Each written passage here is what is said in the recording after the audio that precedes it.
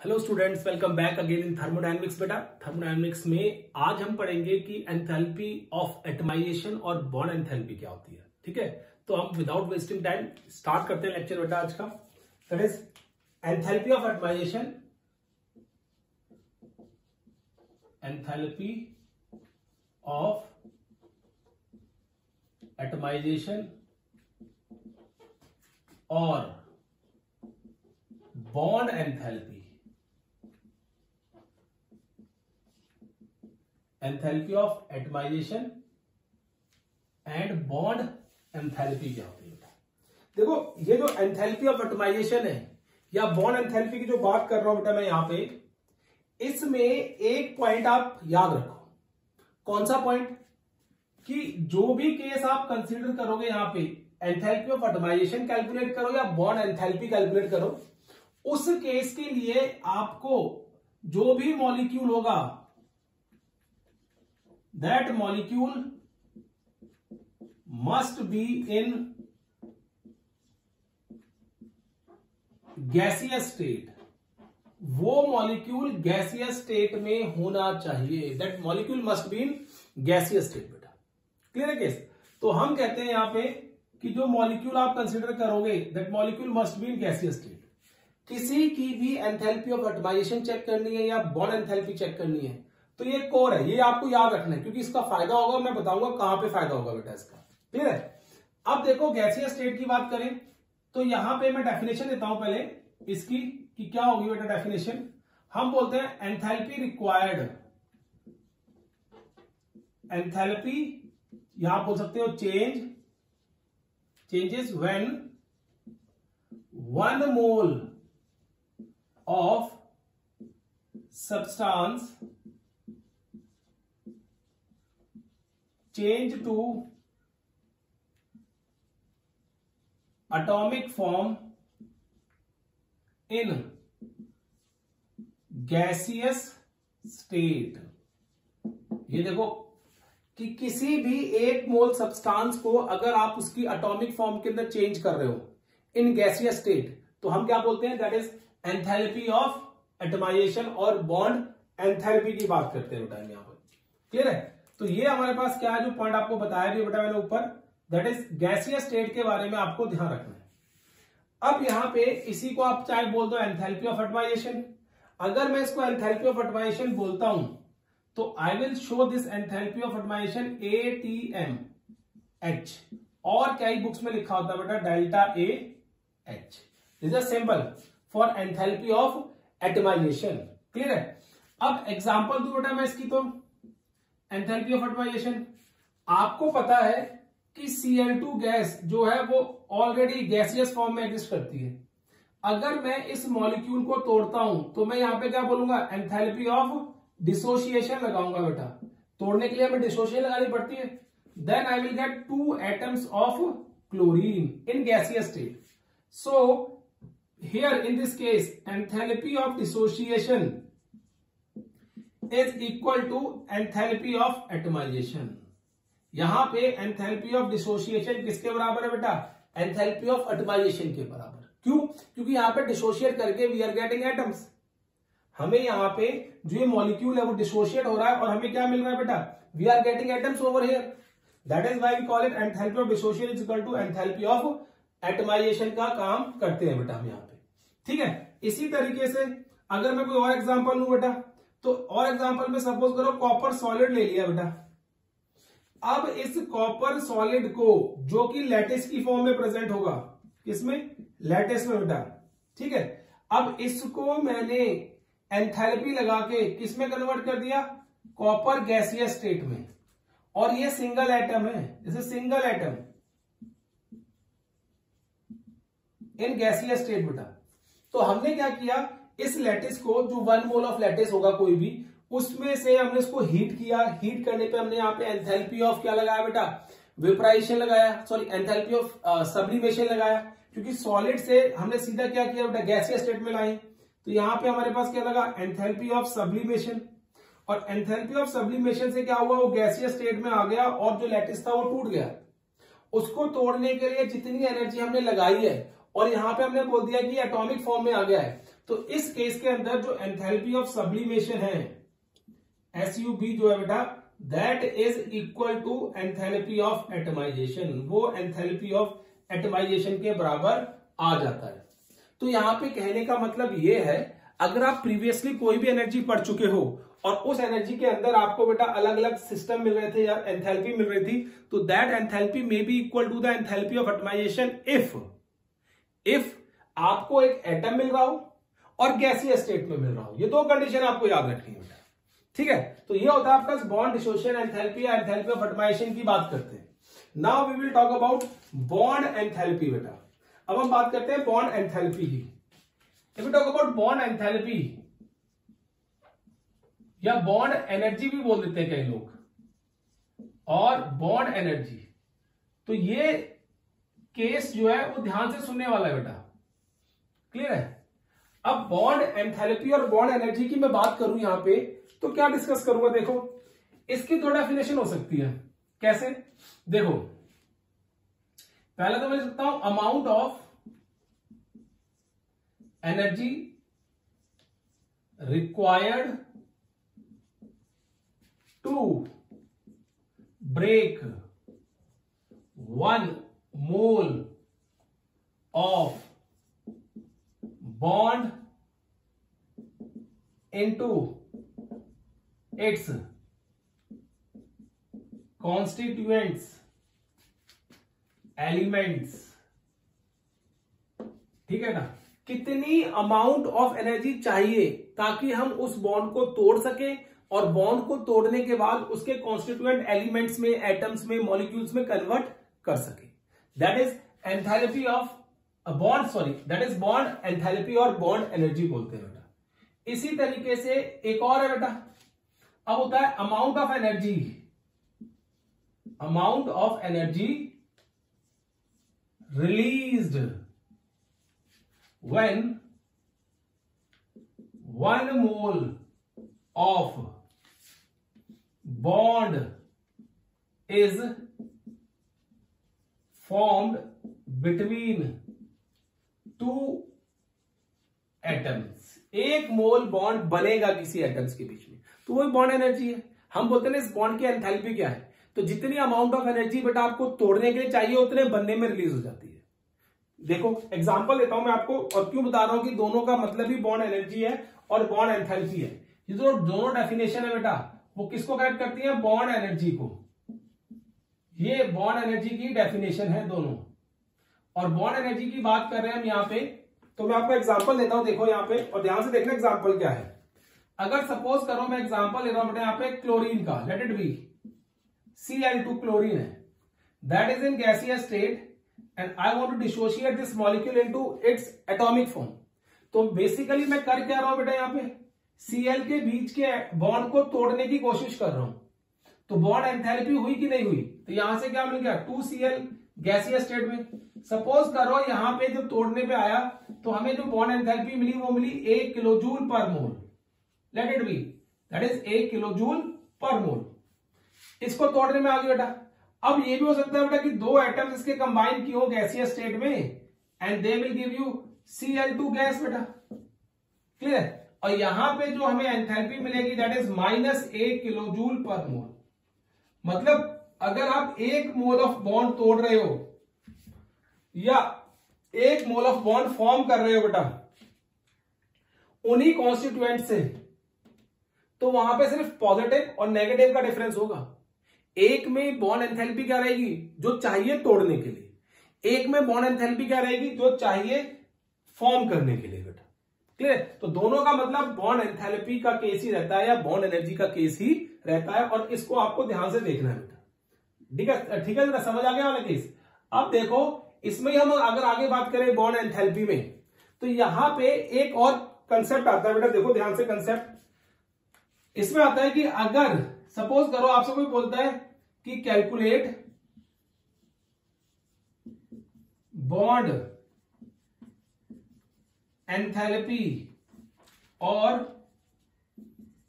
Bond energy of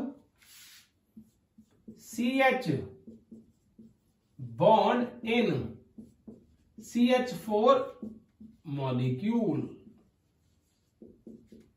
आपसे कोई बोलता है कि इस तरीके से एक मॉलिक्यूल के अंदर CH4 का एक मॉलिक्यूल है, उसके अंदर आपको CH की बॉन्ड एंथैल्पी क्या होगी, उसके एक बॉन्ड की बॉन्ड एंथैल्पी क्या होगी।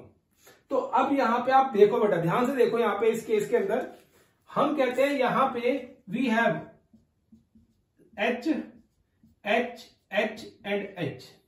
How many CH bond we have? We have these 1 2 3 and 4। ये 4 CH बॉन्ड है बेटा हमारे पास। पहला कौन सा है? ये 1, इसको दूसरा बोल दिया, इसको तीसरा बोल दिया, इसको चौथा बोल दिया। तो we have 4 CH bond in this case, but what we have to do, we have to calculate the bond dissociation enthalpy for only CH bond. एक बॉन्ड के लिए ही कैलकुलेट करनी है हमें, सारों के लिए कैलकुलेट नहीं करनी बेटा। वी हैव टू कैलकुलेट सिर्फ एक बॉन्ड के लिए। अब एक बॉन्ड के लिए कैलकुलेट करनी है तो कैसे करेंगे? तो यहां पे इस केस के अंदर जो हम कंसेप्ट लगाते हैं बेटा, that concept is average bond enthalpy, average bond energy. क्या लगाते हैं? एवरेज।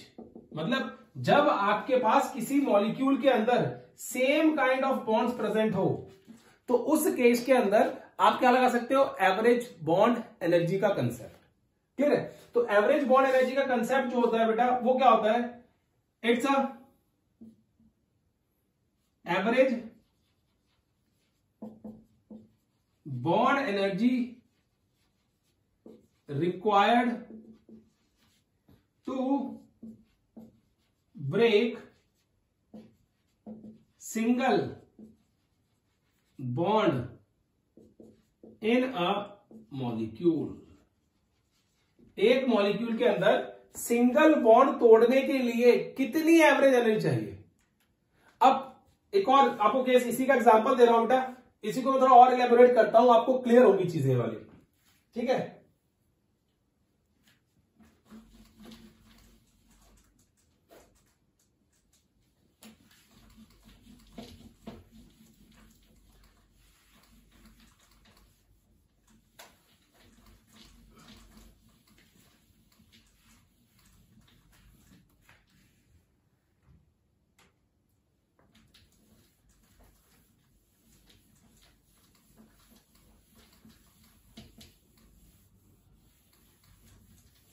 देखो बेटा, इसका मतलब क्या है, यह आपको थोड़ा सा और क्लियर होगा। कैसे क्लियर होगा? देखो, मैंने लिख लिया CH H H and H बेटा।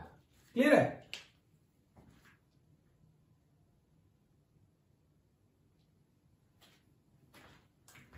ठीक है बेटा, मैंने लिख लिया CH, ये मेरे पास 4 बॉन्ड है। अब मैंने क्या किया, फर्स्ट स्टेप में लिखा कि CH4 गैसीय स्टेट में है और ये कन्वर्ट हो गया CH प्लस एक बॉन्ड उसने तोड़ दिया बेटा। Now one bond is dissociated over here and the amount of energy released delta H1 कितनी है बेटा इसके लिए? 427 किलो जूल। ये क्या बेटा हमारे पास? 427 किलो जूल पर मोल। ये हमारे पास एक बॉन्ड को तोड़ने के लिए, इसके एक बॉन्ड को तोड़ने के लिए जो एनर्जी रिलीज हो रही है बेटा 427 किलो जूल पर मोल हो रही है। अब देखो second, what we have CH3। अब CH3 को एक और बॉन्ड को तोड़ोगे बेटा, उसमें एक और H एटम निकालोगे तो इसके लिए जो एनर्जी रिलीज होती है that is 439 kilo joule per मोल, वो इतनी हो रही है बेटा। अब थर्ड को देखो, इस केस के अंदर CH2 गैसीय स्टेट में था और ये मिल गया CH गैस प्लस एक और H बॉन्ड। यहां पे जो एनर्जी रिलीज हो रही है बेटा that is 452 kilo joule per mole. Clear है? अब फोर्थ देखो, CH जो गैसीय स्टेट में था उसको फिर हमें तोड़ा, इट बिकम्स गैसीय state and it is also गैसीय state, that is delta H4 which is equal to 347 kilo joule per mole. इतनी एनर्जी वहां पे रिलीज हो रही है बेटा केस में। अब एक बात हमने ये नोटिस की यहां पे कि एक ही तरह के बॉन्ड है सारे के सारे। देखो CH बॉन्ड ही है, लेकिन हर एक बॉन्ड में जो एंथैल्पी लग रही है बेटा, दैट एंथैल्पी इज डिफरेंट, वो डिफरेंट है। इसीलिए हम कहते हैं कि अगर कोई एक सिमिलर काइंड का मॉलिक्यूल है और उसमें एक से ज्यादा एक तरह के बॉन्ड प्रेजेंट हैं, तो उन दोनों बॉन्ड को तोड़ने के लिए या 3 बॉन्ड को, 4 बॉन्ड को तोड़ने के लिए कभी भी सेम एनर्जी नहीं लगेगी, क्योंकि एक बॉन्ड तोड़ने के बाद क्या होता है बेटा, the environment of the molecule is quite different, it is stable, ये डिफरेंट हो गया बेटा। अब ये एक और एटम नहीं तोड़ने देगा इसलिए बढ़ गई, ये एक और नहीं तोड़ने देगा इसलिए बढ़ गई। इसमें क्या हो गया बेटा, ये स्टेबल होना चाहता है, इसे जल्दी से तोड़ के क्या कर देगा बेटा, अपने आप को C और H में कन्वर्ट कर लेगा। तो ऐसे मॉलिक्यूल के अंदर हम जो कंसेप्ट लगाते हैं, that concept is average bond energy, average bond energy. और एवरेज बॉन्ड एनर्जी क्या आती है, किसकी किसकी कैलकुलेट कर रहे हैं बेटा हम लोग, CH बॉन्ड की। क्या आती है यहां पे देखो, 427 प्लस 439 प्लस 452 प्लस, ठीक है, that is 347 divided by how many same kind of bonds are present over there, 4। तो एवरेज का मतलब वही है ना, जितनी एनर्जी हो उतने बॉन्ड से डिवाइड कर दो। I think this is 1665 divide by 4 and 4 बन जा 4 4 जा 16, 4 बन जा 4, 2 बच गया, 4 6 जा 24, फिर आ गया 4 2 जा 8, 2 बच गया 4 5 जा 20 किलो जूल पर मोल। तो हम कहेंगे जो CH बॉन्ड की बॉन्ड एंथैल्पी है, that is 416.25 kilo joule per mole आती है बेटा। तो ये क्या आती है आपके पास, that is average bond enthalpy. ये एक एवरेज बॉन्ड एंथैल्पी का केस है, याद रखना बेटा, this is an average bond enthalpy of the molecule. And ये कंसेप्ट कब लगाते हैं, when the molecule has same kind of bonds more than one. ठीक है, एक से ज्यादा हो तब आप ये कंसेप्ट लगा सकते हो कि एवरेज बॉन्ड एंथैल्पी उसकी क्या आएगी बेटा। ठीक है, अब देखो इसी केस के अंदर अगर हम आगे बढ़ते हैं तो यहां पे हम एक बात कहते हैं जो आपको याद रखनी है बेटा, वो हम क्या कहते हैं, देखो यहां पे हम कहते हैं इस केस के अंदर कि एंथैल्पी ऑफ रिएक्शन कैसे निकालेंगे फिर हम लोग, एंथैल्पी ऑफ रिएक्शन। तो यहां पे एंथैल्पी ऑफ रिएक्शन निकालने का फॉर्मूला होता है बेटा कि bond energy summation bond energy of reactants जो गैसीय स्टेट में है minus summation bond energy of product जो किसमें है बेटा, गैसीय स्टेट में। क्लियर है, ये देखो ये एक पहला फॉर्मूला बन रहा है जिसमें हम क्या कर रहे हैं बेटा, रिएक्टेंट्स में से प्रोडक्ट माइनस कर रहे हैं। नहीं तो आप जो प्रीवियस फॉर्मूले चेक करोगे जो हमने पहले कराए हैं उसमें प्रोडक्ट में से रिएक्टेंट माइनस कर रहे थे। और यहां पे लॉजिक क्या है बेटा कि जो एंथैल्पी बॉन्ड रिएक्टेंट की होगी बेटा उसमें ज्यादा मॉलिक्यूल्स होंगे और उसमें से हम किसको माइनस करेंगे, प्रोडक्ट की, क्योंकि प्रोडक्ट की जो बनने के बाद एंथैल्पी आती है या डिसोसिएशन के बाद होती है बेटा वो दैट विल बी लेसर और हायर, दैट डिपेंड्स। क्लियर है, तो लेकिन जब भी आपके पास कोई रिएक्शन दे रखी हो और उसके अंदर बॉन्ड एनर्जी दे रखी हो तो बॉन्ड एनर्जी के टाइम पे गैसीय स्टेट में रिएक्शन है तो you have to apply this particular formula. Otherwise solid state में, लिक्विड स्टेट में तो आपको पहला वाला फॉर्मूला ही लगाना है, enthalpy of product minus enthalpy of reactant. Clear है बेटा केस, तो ये आपको फॉर्मूला याद रखना है। थोड़ा जल्दी से इसको नोट करो बेटा, फिर हम आगे करते हैं इसमें।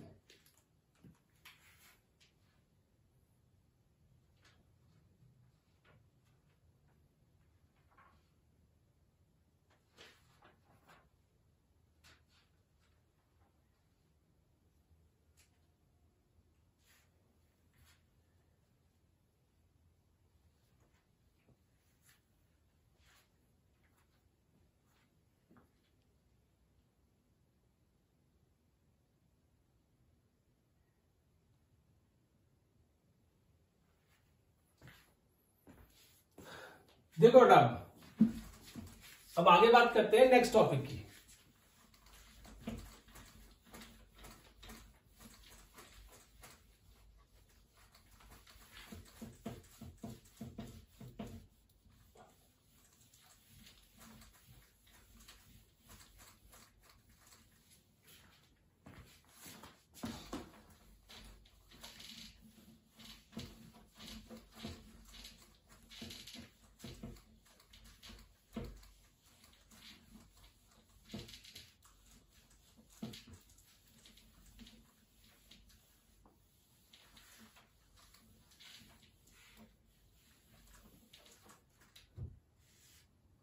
देखो बेटा, अब हम बात करते हैं, देखो यहां तक हमारे पास फर्स्ट लॉ चल रहा था।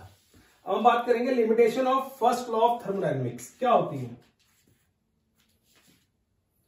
Limitation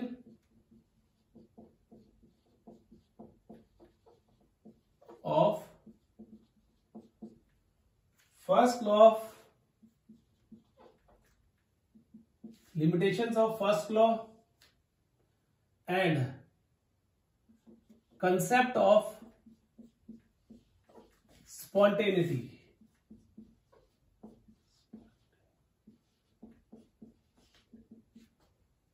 concept of spontaneity. ठीक है, ये बड़ा इंटरेस्टिंग केस है बेटा।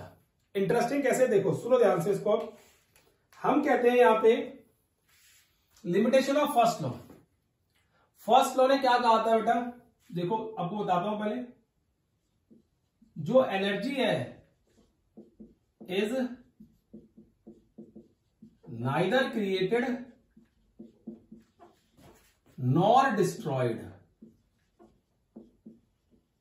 एनर्जी जो होती है बेटा ना ही क्रिएट की जाती है और ना ही डिस्ट्रॉय की जाती है। Energy is neither created nor destroyed.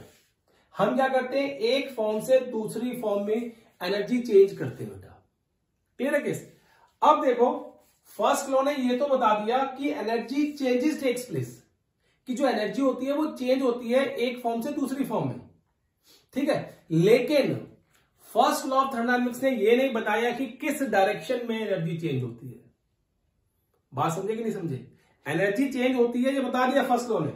ठीक है, अब मैं क्या बताऊंगा यहां पे, देखो इसने फर्स्ट लॉ ने क्या एक्सप्लेन किया बेटा, देखो एक्सप्लेन एनर्जी चेंजेस होती है बेटा। जैसे हो सकता है काइनेटिक एनर्जी पोटेंशियल एनर्जी में चेंज हो जाए। ठीक है, काइनेटिक एनर्जी क्या हो, पोटेंशियल एनर्जी में चेंज आए। हो सकता है पोटेंशियल एनर्जी काइनेटिक एनर्जी में चेंज हो जाए बेटा, ये होता है। ठीक है, अब लेकिन the direction of the energy change,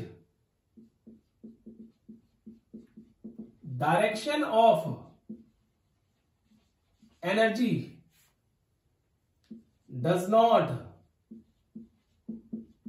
explained by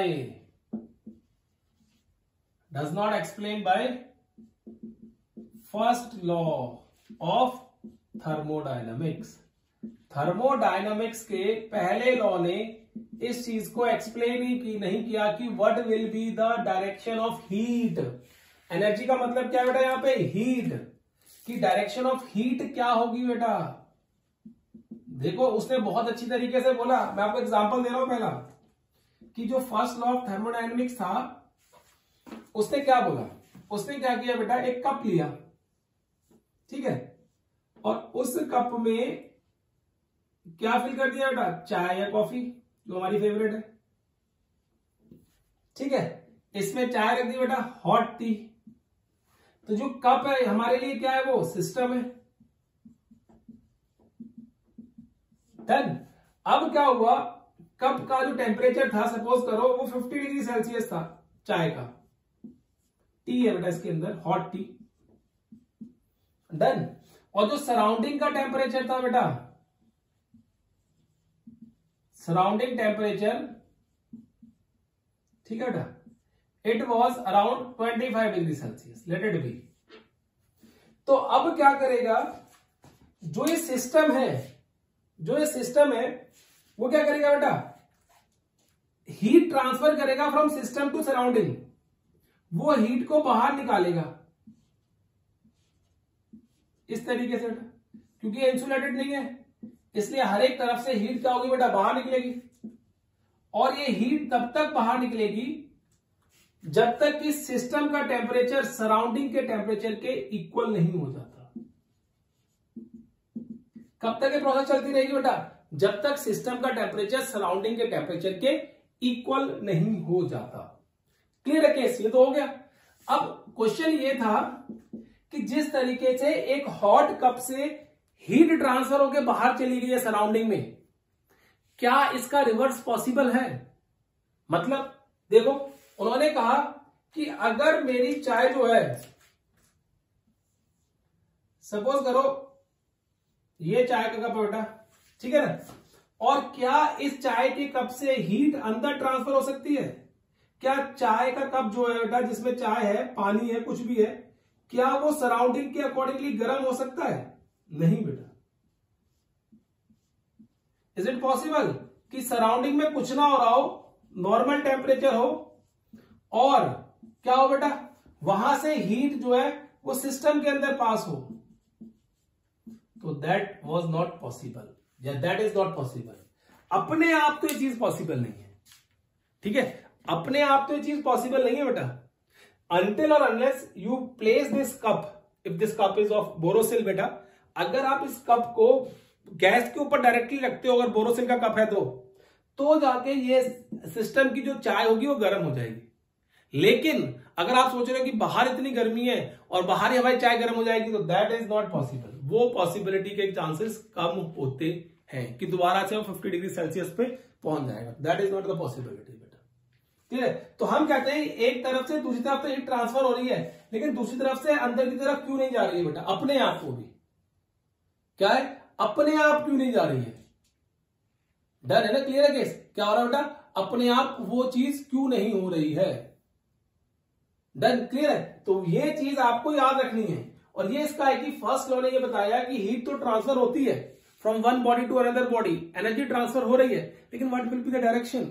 तो उसकी डायरेक्शन क्या होगी ट्रांसफर की भाई? उसके बारे में इसने कुछ नहीं बताया बेटा, कोई चीज एक्सप्लेन नहीं की इस फर्स्ट लॉ ऑफ थर्मोडायनेमिक्स ने बेटा। क्लियर है कैसे वाला? अब देखो इसी केस के अंदर बेटा, सपोज कर दूसरा एग्जांपल लो। अब एग्जांपल्स यहां पे इंपॉर्टेंट है ताकि आपको चीज समझ आए, ठीक है। दूसरा एग्जांपल क्या है? मैंने ले लिया HCl, 20 ml HCl लिया बेटा मैंने, और इस 20 ml HCl को 20 ml NaOH में डिसॉल्व कर दिया, और जैसे ही मैंने HCl को NaOH में डिसॉल्व किया बेटा, मुझे क्या मिला? NaCl प्लस वाटर, ये मिला बेटा केस। और यहां से क्या हुआ बेटा? एनर्जी रिलीज हुई, एंथैल्पी ऑफ न्यूट्रलाइजेशन बोलते हैं इसको, -57.1 किलो जूल पर मोल। ये एनर्जी बेटा यहां से क्या रिलीज हुई, ये केस आया। देखो HCl ने क्या किया बेटा? NaOH में मिक्स होके NaCl प्लस वाटर मिल गया वहां से, और उस केस के अंदर क्या हुआ बेटा? हमने क्या कहा कि HCl प्लस NaOH का जो केस है, ये केस बन गया। अब ये रिएक्शन स्पॉन्टेनियस है, मतलब ये रिएक्शन अपने आप चलती है, लेकिन क्या आपने कभी देखा है? क्वेश्चन मार्क है बेटा एक बहुत बड़ा। Is it true? ठीक है, क्या कि अगर मैं NaCl को पानी में डाल दूं बेटा, तो क्या मुझे दोबारा से HCl प्लस NaOH मिलेगा? If I add NaCl in water, you can add that NaCl in water at your home also, ठीक है। If you do like this, if you add NaCl in water, तो will you get this HCl and NaOH? क्या ये reaction होगी बेटा? नहीं, ये reaction होती ही नहीं है। तो उनका वही केस उठ के आया बेटा कि रिएक्शन ये हो क्यों नहीं रही है? एक डायरेक्शन में तो रिएक्शन प्रोसीड कर रही है अपने आप ही, ठीक है, लेकिन दूसरी डायरेक्शन में रिएक्शन क्या हो रही है बेटा? हो नहीं रही है। तो ये इसके पीछे रीजन क्या था कि रिएक्शन जो है वो नहीं होती है बेटा, ठीक है। तो उन्होंने कहा कि अच्छा ये भी एग्जांपल सही है बेटा कि अगर आप इस तरीके से करते हो तो रिएक्शन एक डायरेक्शन में हो रही है और दूसरी डायरेक्शन के अंदर रिएक्शन आ ही नहीं रही है बेटा, ये वाली। डन। अब इस केस के अंदर क्या होता है बेटा? ठीक है, अगर हम इसकी बात कर रहे हैं तो इस केस के अंदर क्या होता है बेटा? देखो, इसका मतलब ये है कि जितनी भी प्रोसेसेस हैं वो एक डायरेक्शन में तो अपने आप हो सकती हैं और दूसरी डायरेक्शन में अपने आप नहीं हो रही है। तो उसके बेसिस पे हमने क्या किया? रिएक्शंस आर क्लासिफाइड, जो रिएक्शंस थी आर क्लासिफाइड, ठीक है। क्लासिफाइड कैसे? कि जो रिएक्शन है या तो क्या होंगी बेटा वो स्पॉन्टेनियस रिएक्शन, बी, या फिर क्या होंगी नॉन स्पॉन्टेनियस रिएक्शन। दो तरह की रिएक्शन होंगी बेटा, either they are spontaneous reaction और they are non spontaneous reaction. अब इसके पीछे बेटा बड़ी लड़ाई हुई कि अब स्पॉन्टेनियस रिएक्शन हम मानेंगे किसे, ठीक है, कैसे, क्योंकि जब हमने स्पॉन्टेनियस रिएक्शन की बात की तो इस केस के अंदर पहली जो डेफिनेशन आई इसकी स्पॉन्टेनियस, जो रिएक्शन की डेफिनेशन आई फर्स्ट बेटा, that definition was if a reaction takes place by its own without any initiation is known as spontaneous reaction। क्या बोल देते हैं? स्पॉन्टेनियस रिएक्शन कहते हैं। अगर कोई भी रिएक्शन सिर्फ अपने आप हो रही है, उसे आपको करने की कोई जरूरत नहीं है, आपको एनर्जी देने की जरूरत नहीं है, अपने आप हो रही है, तो such reaction is known as spontaneous reaction. अब इसका एग्जांपल दूं स्पॉन्टेनियस रिएक्शन का बेटा, तो देखो क्या कहूंगा मैं यहां पे, H2O लिक्विड फॉर्म में है और आपको पता है H2O जो है गैसियस फॉर्म में कन्वर्ट हो जाता है, एंथैल्पी ऑफ वेपराइजेशन, और ये कहां होता है बेटा, सी में, ओशियंस में, रिवर्स में, एक्सेट्रा। इन केस में होता है कि नहीं होता? क्या हम उनको कोई एनर्जी दे रहे हैं? नहीं बेटा, वो अपने आप ही नेचर के अंदर इवेपोरेट होकर कहां आ रहा है, ऊपर उड़ रहा है। तो इसका मतलब क्या हो गया कि ये जो रिएक्शन है, that reaction is spontaneous in nature, मतलब अपने आप हो रही है, हमें कुछ नहीं करना है बेटा वहां पे।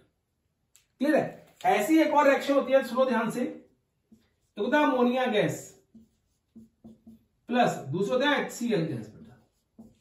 दोनों गैसेस को मिक्स करो, या कुछ नहीं करना आपने, आप दोनों गैसेस को खोल दो, एक कमरे के अंदर लो, एक बॉटल को बेटा इस कॉर्नर पे खोल दो और दूसरी बॉटल को इस कॉर्नर पे खोल दो और खोल के छोड़ दो। The reaction will take place automatically. क्या मिलेगा वहां से? अमोनियम क्लोराइड मिलेगा बेटा, ठीक है, और हो सकता है सॉलिड फॉर्म में मिले आपको, फ्यूम्स मिलेंगी इसकी पहले, ठीक है, गैसेस लिखो चलो, फ्यूम्स मिलेंगी। इफ दिस रिएक्शन जो रिएक्शन है बेटा, if goes for long time then it catches fire easily, very easily बेटा। अगर ये रिएक्शन बहुत देर तक चलती रहेगी तो हो सकता है इस रिएक्शन की वजह से उस कमरे में, उस लैब में आग लग जाए। तो ये भी एक स्पॉन्टेनियस रिएक्शन है, यहां पे हमने कुछ नहीं करवाया, ना हमने कुछ दिया है, ठीक है। तो उन्होंने कहा कि रिएक्शन वो रिएक्शन जो अपने आप हो जाती है बेटा, उन रिएक्शंस को हम स्पॉन्टेनियस रिएक्शन कहते हैं। अब आपको पता है अबव एटमॉस्फेयर में, जो हमारा ऊपर एटमॉस्फेयर है, उसमें एक रिएक्शन अपने आप होती है, क्या? नाइट्रिक ऑक्साइड जो होती है, that combines with oxygen to give you nitrogen dioxide gas. This reaction is spontaneous in nature, ये अपने आप ही होती है बेटा, यहां पे हमें कोई टेम्परेचर देने की, हीट देने की जरूरत नहीं पड़ती। तो इसलिए बोलते हैं such kind of reactions are known as spontaneous reaction if such reaction takes place without any initiation. अब देखो ये जो डेफिनेशन दिया मैंने स्पॉन्टेनियस रिएक्शन की, ये पहली डेफिनेशन है, आई पुट 1 ओवर हियर। अब देखो सेकंड डेफिनेशन बेटा इसकी,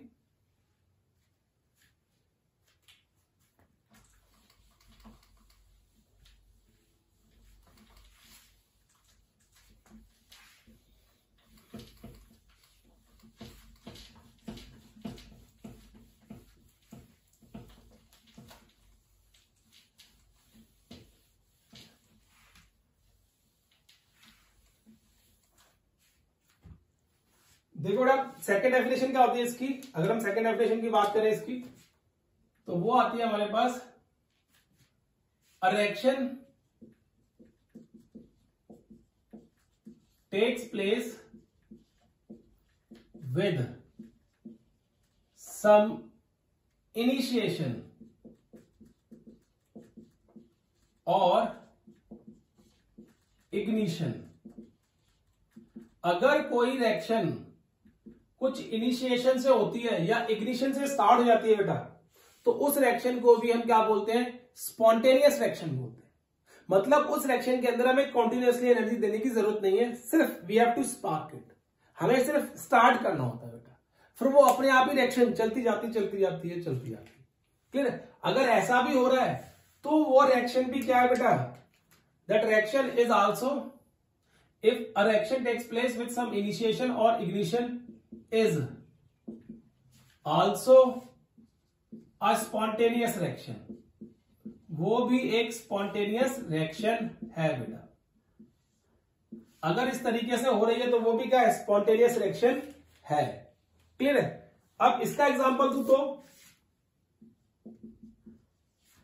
ये एग्जांपल है बेटा इसके, ठीक है।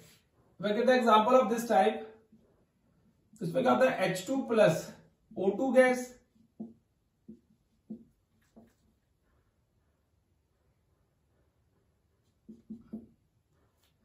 यहां पे थोड़ा सा हमें इलेक्ट्रिक स्पार्क देना होता है, देन वी गेट H2O। तो हमें क्या मिलता है बेटा, वहां पे H2O मिल जाता है या लिक्विड स्टेट में, इलेक्ट्रिक स्पार्क देने में मिलता है, यू गेट दिस रिएक्शन। ठीक है, यहां पे लिक्विड लिख लो क्योंकि ज्यादा स्टेबिलिटी उसकी होती है। सेकेंड देखो, अगर मैं कार्बन को बर्न कर रहा हूं ऑक्सीजन के साथ, तो आपको क्या करना पड़ेगा, सम इग्निशन इज देयर, आपको इग्नाइट करना पड़ेगा इसको, कार्बन को थोड़ा जलाना पड़ता है ना, कोयला लो बेटा, उसको थोड़ा जलाना शुरू कर दो। जैसे आपने जलाना शुरू किया वो अपने आप ही फिर रिएक्शन क्या होती है बेटा, चलती रहती है, and then we get carbon dioxide. तो इस तरीके से हमें कार्बन डाइऑक्साइड मिल जाती है। तो ये वो रिएक्शन है जहां पे हमें कुछ इग्निशन या इनिशिएशन की रिक्वायरमेंट है, और ये वो रिएक्शन है जहां पे हमें क्या बेटा, ये वो रिएक्शन है जहां पे हमें किसी भी चीज की रिक्वायरमेंट नहीं है। रिएक्शन क्या होती है बेटा, अपने आप ही होती है नेचर के अंदर। तो वो रिएक्शन जो अपने आप नेचर के अंदर होती है, या तो अपने आप हो या विद सम इनिशिएशन हो या इग्निशन हो, उनको हम स्पॉन्टेनियस रिएक्शंस कहते हैं, और इसके एग्जांपल्स मैंने लिख दिए बेटा। क्लियर है? अगर आप नेचुरल एग्जांपल देखना चाहते हो, नेचुरल एग्जांपल में अगर आप ऊपर से पत्थर फेंको नीचे बेटा, छोड़ दो ऊपर से ऐसे करके, सपोज करो चलो ये एक मार्कर ले लिया बेटा मैंने, और मार्कर को मैं ऊपर से नीचे छोड़ रहा हूं, सपोज इस तरीके से, तो नीचे गिर रहा है ना ये, तो this reaction is spontaneous reaction. लेकिन अगर मैं इसको ऊपर फेंक रहा हूं तो मुझे ऊपर कंटिन्यूसली ले जाना पड़ेगा बेटा, इसको रिवर्स हो रहा है ना प्रोसेस, नीचे से ऊपर। अगर आप सपोज करो बेटा वाटर को आप ऊपर से नीचे फेंक दो बाल्टी से, ठीक है, बाल्टी लो, एक टब लो और उसको टिल्ट कर दो, वाटर अपने आप फ्लो करके नीचे आ जाएगा। अब मैं कहता हूं कि नीचे बाल्टी रखो और उसको टिल्ट कर दो बेटा, तो क्या वाटर ऊपर आ जाएगा? नहीं ना। तो वही केस है स्पॉन्टेनियस का। तो इस केस का मतलब क्या है कि ये स्पॉन्टेनियस रिएक्शन होती है। और दूसरा हमारे पास फिर क्या कंसेप्ट है बेटा यहां पे, that is non spontaneous reaction, non spontaneous reactions बेटा। क्लियर है? अब नॉन स्पॉन्टेनियस रिएक्शन की हम बात करें हम इस केस के अंदर, तो देखो हम क्या कहेंगे, reactions in which continuously supply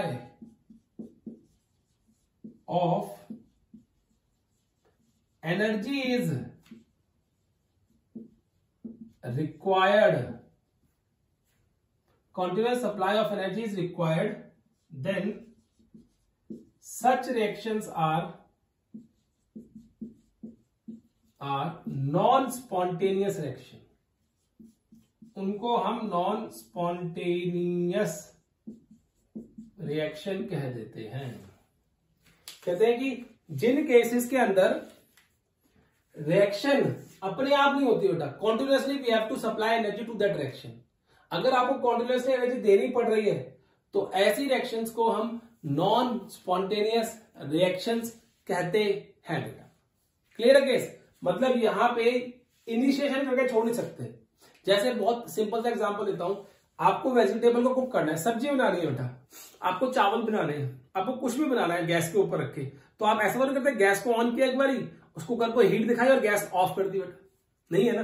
continuously you have to give heat to that cooker और द कढ़ाई, जो भी आप यूज करते हो बेटा, उसको आपको कॉन्टिन्यूअसली देना पड़ेगा। और जब कॉन्टिन्यूअसली दे रहे हो आप, तो that reaction is not spontaneous reaction, वो हीट की वजह से रिएक्शन हो रही है वहां पर, समझे बात। तो इस तरह की रिएक्शंस को हम नॉन स्पॉन्टेनियस रिएक्शंस कहते हैं, जहां पे हमें हीट देनी पड़ती है या एनर्जी देनी पड़ती है बेटा। क्लियर है केस? नोट करो बेटा जल्दी से इसको।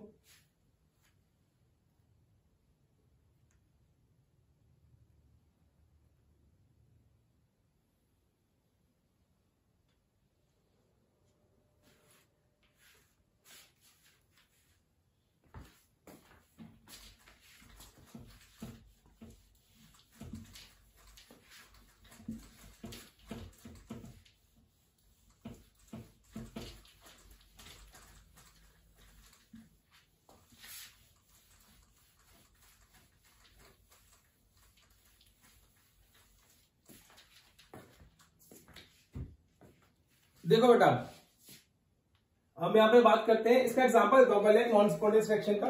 जैसे सपोज करो यहीं पे देता हूं एग्जांपल, बस सिंपल एग्जांपल दूंगा। ये हिल लगता है, एक क्या है हिल, आपने एक पत्थर को ऊपर ले जाना है, तो दिस इज नॉन स्पॉन्टेनियस। आपको कॉन्टिन्यूअसली क्या करना पड़ेगा बेटा, एनर्जी सप्लाई करनी पड़ेगी, ऊपर से खींचना पड़ेगा, then this rolling stone will go up, this stone will go up. कब जाएगा, जब आप इसको लगातार खींचोगे ऊपर। तो such kind of reactions are known as non spontaneous reactions बेटा, ठीक है। क्लियर है केस? अब देखो इन्हीं की जगह स्पॉन्टेनियस और नॉन स्पॉन्टेनियस की जगह पे हम दो वर्ड और यूज करते हैं, फिर हम आगे बढ़ते हैं बेटा। देखो स्पॉन्टेनियस को बोल देते हैं वो लोग फिजिबल, और नॉन स्पॉन्टेनियस को बोल देते हैं नॉन फिजिबल बेटा। तो देखो बेटा, ये जो दोनों वर्ड है ना, वैसे तो आपके लेवल पे ये वर्ड क्लियर है, ठीक है, लेकिन मैं आपको क्लास में बताऊंगा कि इन दोनों में डिफरेंस क्या है। चलो चेक करते हैं। देखो बेटा, हम स्पॉन्टेनियस की बात करें, मतलब रिएक्शन हो सकती है, फिजिबल है, वो हो सकती है, ठीक है। और नॉन फिजिबल का मतलब ये होता है कि जो रिएक्शन हो ही ना सके, बात समझे। ये नॉन स्पॉन्टेनियस रिएक्शन हो तो सकती है ना बेटा, अगर आप इस स्टोन पे कॉन्टिन्यूअसली एनर्जी लगाओगे तो that stone can go to this top very easily. But अगर आपसे कोई पूछे नॉन फिजिबल रिएक्शंस क्या होती हैं, तो which can't be take place, जो नहीं हो सकती। अगर आपने एक अंडे को, एक एग को बॉईल कर दिया है और बॉईल करने के बाद वो सॉलिड फॉर्म में आ गया है, और आपसे अगर कोई कहे कि आप इसको दोबारा से लिक्विड फॉर्म में कन्वर्ट कर दो या इसकी बायोलॉजिकल एक्टिविटी को एक्टिवेट कर दो, दैट इज नॉट पॉसिबल। तो such type of reactions which are not possible in nature are known as non feasible reactions. But आपके केस के अंदर उसको नॉन स्पॉन्टेनियस भी कह देते हैं बेटा। Clear case? चलो अब हम आगे बढ़ते हैं। अब इसमें क्या हुआ, देखो बेटा, जब ये बात चल रही थी तो इसमें केस क्या हुआ, उन्होंने बोला यार अब स्पॉन्टेनिटी और नॉन स्पॉन्टेनियस कंसेप्ट तो पता चल गया, लेकिन हमें कैसे पता चलेगा कि रिएक्शन स्पॉन्टेनियस है कि नॉन स्पॉन्टेनियस नेचर की है। हमें कोई तो क्राइटेरिया दो, कोई तो फिजिकल थर्मोडायनामिक्स क्वांटिटी बताओ जिसकी हेल्प से हमें पता लगा सके कि रिएक्शन विल बी स्पॉन्टेनियस और नॉन स्पॉन्टेनियस इन नेचर। फिर जो सबसे पहले कंसेप्ट लगाया गया to check the spontaneity of a reaction, that was enthalpy. तो अब हम बात करते हैं बेटा to check the spontaneity of reaction. ठीक है बेटा, एक रिएक्शन की अगर आपको स्पॉन्टेनिटी चेक करनी है तो कौन सा फैक्टर आप चेक करोगे? ठीक है, तो सबसे पहले जो फैक्टर चेक किया गया, it was enthalpy. A factor was enthalpy, change in enthalpy, delta H की बात हम करते हैं इसकी। ठीक है बेटा, क्लियर केस? अब देखो इस एंथैल्पी केस पे क्या क्या कहा गया कि वो रिएक्शन जो अपने आप हो जाए, तो सबसे पहले ये बात सोची गई बेटा कि all exothermic reaction are spontaneous in nature. जितनी भी एक्सोथर्मिक रिएक्शन है वो स्पॉन्टेनियस नेचर की होंगी बेटा। क्यों? क्योंकि उन रिएक्शंस के अंदर पहला केस क्या आएगा, because they acquire minimum energy, second energy is released in that case. उस केस में क्या होता है, एनर्जी भी रिलीज होती है। जब एनर्जी रिलीज होती है तो स्टेबिलिटी के बाद ही होती है ना, और अगर प्रोडक्ट स्टेबल बन रहा है तो इसका मतलब रिएक्शन हो रही है अपने आप। ठीक है, तो इसके जब एग्जांपल लिए गए तो उन्होंने कहा कि जैसे HCl है बेटा, HCl हमारे पास क्या है, गैस है, और NaOH वो हमारे पास लिक्विड है बेटा, दैट इज लिक्विड। वैसे तो सॉलिड फॉर्म में होता है लेकिन सोल्यूशन बना लिया हमने, इसका सोल्यूशन है। इन दोनों को मिक्स किया तो we get NaCl plus water. हमें क्या मिला बेटा, वहां पे NaCl प्लस वाटर मिला, और जब NaCl प्लस वाटर मिला तो यहां पे क्या हुआ बेटा, एनर्जी रिलीज हुई, and this reaction is spontaneous in nature. उन्होंने कहा हमें कुछ करने की जरूरत है ही नहीं, बस क्या करना है बेटा, इस केस में HCl प्लस NaOH को मिलाना है और NaCl बन जाता है अपने आप। तो कोई भी रिएक्शन जिसमें एनर्जी रिलीज हो रही है, इसका मतलब वहां पे उस प्रोडक्ट के पास मिनिमम एनर्जी आ रही है, और मिनिमम एनर्जी का मतलब मैक्सिमम स्टेबिलिटी। और जितनी ज्यादा स्टेबिलिटी होगी उतना रिएक्शन फॉरवर्ड एक्शन में जाएगी, और जितनी फॉरवर्ड एक्शन में जाएगी उतनी रिएक्शन स्पॉन्टेनियस होगी, क्योंकि वो अपने आप होने की कोशिश करती है बेटा। Clear case? तो वही केस है, HCl plus NaOH will give you NaCl plus H2O का कंसेप्ट हमने वहां पे लगा दिया, और उस तरीके से हमने उसको चेंज कर दिया बेटा। ठीक है, अब देखो जब हमने ये कंसेप्ट लगाया इस तरीके से, तो और भी रिएक्शन आई बेटा जिसमें हमें अलग अलग केस मिले, जैसे अगर मैं CH4 की कंबशन करता हूं तो I will gate CO2 plus 2H2O। ठीक है बेटा, तो मुझे क्या मिलता है यहां पे, डेल्टा H जो है -890.3 किलो जूल पर मोल, इतने किलो जूल मिलती है बेटा। तो ये भी क्या है, एक एक्सोथर्मिक रिएक्शन है, and this reaction is spontaneous in nature. जैसे मैं, मीथेन तो गैस है ना बेटा, मैं एक बार आग लगाऊंगा उसमें अपने आप आग लग जाएगी। पेट्रोल में आप आग लगाओ अपने आप लग जाएगी, ये नहीं कॉन्टिन्यूसली आपको उसको आग लगानी पड़ेगी, नहीं। Once you have to start burning of petrol, चलता रहता है आपकी बाइक के अंदर, कार के अंदर, स्कूटी के अंदर, सब क्या होता है बेटा, यही चलती है। तो उन्होंने कहा कि अगर डेल्टा H की वैल्यू नेगेटिव हो, तो यहां से क्या कंक्लूजन ड्रॉ किया बेटा, if delta H negative then reaction may be spontaneous। Reaction क्या हो सकती है बेटा, स्पॉन्टेनियस हो सकती है। अगर डेल्टा H वहां पे नेगेटिव आता है तो रिएक्शन में भी स्पॉन्टेनियस इन नेचर बेटा। समझ आई बात? अब देखो लेकिन हुआ क्या इसके बाद, अब इसके बाद हुआ क्या, मतलब क्या सच में हम डेल्टा H को देख के ये बता सकते हैं कि रिएक्शन स्पॉन्टेनियस है? उन्होंने सोचा क्या हम ये बता सकते हैं डेल्टा H को देख के कि रिएक्शन क्या है बेटा, स्पॉन्टेनियस है। तो उसी केस में हम बात कर रहे हैं अभी। देखो क्या हुआ बेटा वहां पे,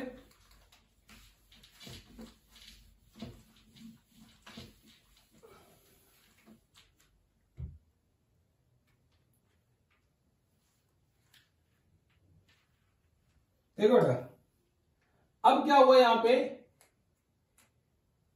सम एंथैल्पी केस में बेटा, some endothermic reactions are also spontaneous. कुछ एंडोथर्मिक रिएक्शन ऐसी निकली जो स्पॉन्टेनियस हो गई, मतलब डेल्टा एच की वैल्यू तो पॉजिटिव आई वहां पे, डेल्टा एच कितना है बेटा वहां पे, दैट वाज पॉजिटिव, बट वो पॉजिटिव था वहां पे, लेकिन फिर भी वहां पे क्या हुआ कि डेल्टा एच की पॉजिटिव होने की वजह से रिएक्शन जो थी बेटा एंडोथर्मिक होने के बावजूद स्पॉन्टेनियस निकली बेटा। कैसे? जैसे एग्जांपल देता हूं इसका मैं, अगर आप वाटर लो लिक्विड में तो ये गैसियस फॉर्म में ऑटोमेटिकली कन्वर्ट हो जाता है, और इसके लिए एंथैल्पी चाहिए होती है 44.0 किलो जूल अप्रोक्सीमेटली। अब ये रिएक्शन क्या है, पॉजिटिव है, एंडोथर्मिक है, लेकिन बाहर नेचर के अंदर ये प्रोसेस कंटिन्यूअसली हो रही है बेटा। जब भी आपको पता है धूप पड़ती है बेटा, या एटमॉस्फेरिक प्रेशर पे, टेम्परेचर पे जो वाटर है वो ओशन से, सी से इवेपोरेट कहां जा रहा है बेटा, ऊपर जा रहा है, तो कंटिन्यूअसली प्रोसेस चलती है। तो इसका मतलब ये रिएक्शन स्पॉन्टेनियस है, अपने आप हो रही है। सेकंड बी, अगर मैं अमोनियम क्लोराइड ले लूं बेटा, ठीक है, if I consider this ammonium chloride and dissolve this ammonium chloride in a solution, then I will get aqueous plus chloride ion aqueous बेटा, और यहां पे जो आएगी एनर्जी 15.2 किलो जूल। ये अब देखो ये वाली रिएक्शन भी क्या है, एंडोथर्मिक है, लेकिन जैसे ही आप NaCl को, अमोनियम क्लोराइड को वाटर के अंदर डालते हो, साथ का रिएक्शन हो जाती है। या आप कह सकते हो, देखो ना, third, sugar plus water, it will give sugar solution, ठीक है, एंडोथर्मिक है, डेल्टा एच क्या है बेटा उसका, पॉजिटिव है, बट रिएक्शन क्या है, स्पॉन्टेनियस है, अपने आप हो जाती है। ठीक है, क्लियर है केस? तो ये याद रखना है। तो हुआ क्या, अब देखो उन्होंने इसे क्या कंक्लूजन ड्रॉ किया, उन्होंने फिर इससे ये कंक्लूजन ड्रॉ किया कि डेल्टा एच, कंक्लूजन क्या हुआ बेटा यहां पे, कंक्लूजन ये आया, delta H is not the sole criteria by which spontaneity of a reaction is given। कहते हैं कि इसकी हेल्प से बता तो सकते हैं, लेकिन ये सोल क्राइटेरिया नहीं है, मतलब इकलौता ऐसा नहीं है जिसकी हेल्प से हम एक्यूरेटली बता सकें कि एक्सोथर्मिक होगी तो स्पॉन्टेनियस होगी, एंडोथर्मिक होगी तो नॉन स्पॉन्टेनियस होगी, ऐसा कोई केस नहीं है बेटा। कई एक्सोथर्मिक रिएक्शन ऐसी भी है जो स्पॉन्टेनियस है, नॉन स्पॉन्टेनियस है, और कोई एंडोथर्मिक रिएक्शन ऐसी भी है जो स्पॉन्टेनियस है बेटा। समझ आया ना केस? चलो फिर नोट करो जल्दी से, इसे फिर हम आगे करते हैं, कंटिन्यू बेटा।